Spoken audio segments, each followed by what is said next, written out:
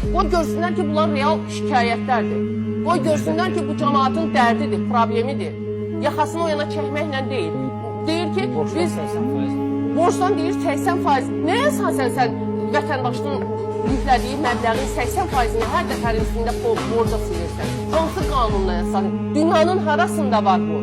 Dünyanın hansı ölkəsində var ki, mən 20 manat kartıma pul yükləyim, işıq pulu, sən bunun 80%-ni götür, 1 manat mənim pulum qalsın, 1 manatda mən bir gün yandıracam. Səhər 20 manat yükləyirəm, sonra sən yenə 80%. Neçə olmasa aylıq limit qoyun da buna. Cəmaat hər gün 20 manat pul qazanmır bu ölkədə. Baxın, görün cəmaat nə ilə aylıq saxlayır, nə ilə ailə dolandırır, nə qədərini kommunala verə bilir. 80% borç. Hər gün 20 manat harcı götürsün.